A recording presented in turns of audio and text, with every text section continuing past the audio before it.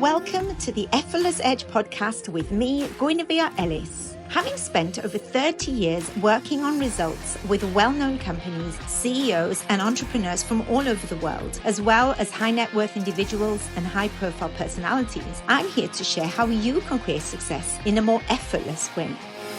So, the question that the question that I ask people all the time is, what is it that you really want? Because that's the starting point of everything. And I have found over many years of doing this work that when I ask people, what is it that you really want?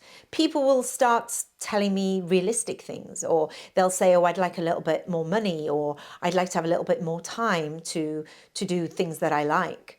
But you see, the problem with that is that you're telling me what you think is possible instead of telling me what you actually really want. Now, why is it that people do that? Because when you ask the question, what do you really want? What comes up is all these little voices in your head that tell you what's possible, what's realistic, what you've experienced in the past, what you've seen other people experience. And so all of this inner chatter informs you of what you think you really want. But actually, that's probably not what you really want at all. It's just that if you really stopped for a second and asked yourself, what is it that I really want from my life? Do I want to be wealthy? Do I want to be a multimillionaire?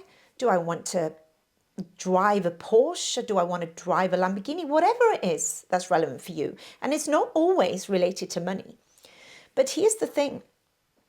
You don't tend to think of these things because you just don't believe it's possible.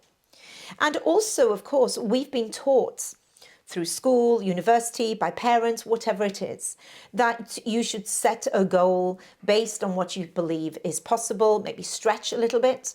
But, ultimately, it's got to be realistic, keep it real, as people say. But here's the thing. If you consider what you really want and you knew that you couldn't fail and you really knew that you could do it, then what would you want? And now I can imagine you're starting to think, well, now you're telling me that success is guaranteed.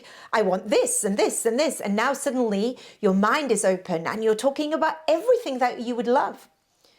But here's the thing.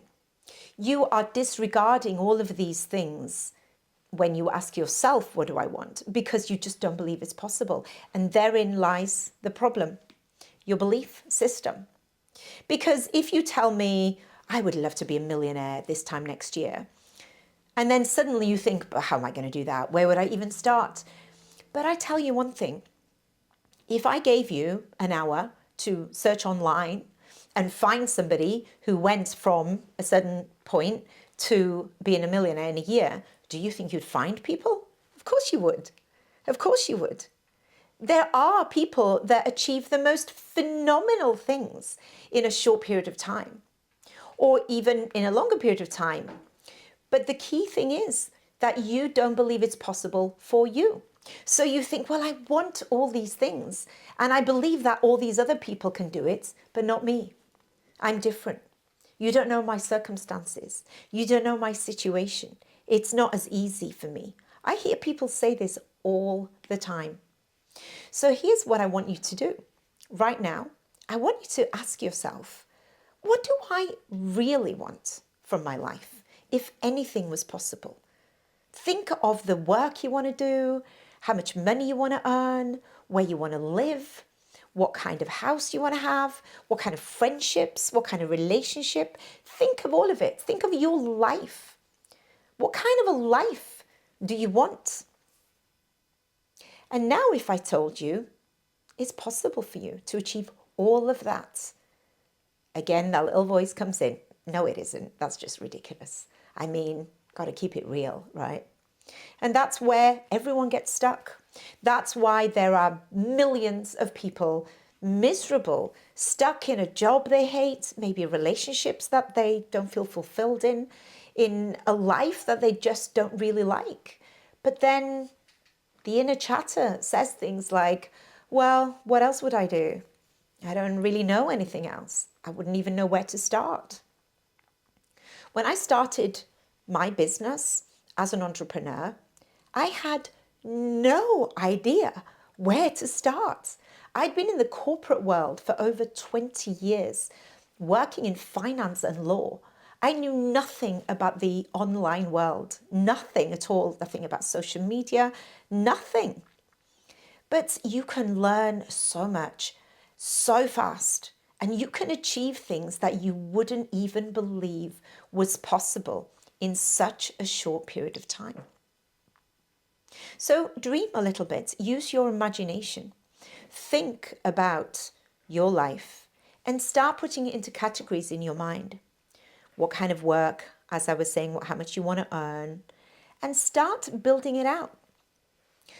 What happens, you see, when you allow your mind to think more freely like this is that ideas start to come. Suggestions, people you could contact, people you've maybe met years ago that you'd forgotten about. When you open your mind to what you really want, everything starts to shift. People come into your life that you haven't spoken to for ages, or people that you met once, maybe years ago. Ideas start coming into your mind. But what is it that kind of shifts it from being in that kind of ridiculous, I just don't believe it's possible for me kind of arena into I'm doing this? What is it? What's that X factor that makes some people go for it and other people shy away from it and stay in a life that is unfulfilling? What is it? That's the $1 million question, isn't it? Why are some people able to do it and other people are not? And it comes down very simply to the way you're thinking and to the way that you were brought up. And now this isn't any criticism from anyone's upbringing or anyone's parents, because we were all conditioned as children by our parents. They told us the way that they understood the world to work. So you may have heard things like you have to work really hard and, you have to be realistic and, becoming a multimillionaire is for those people, but it's not for us. And money is the root of all evil. And you may have heard all of these things.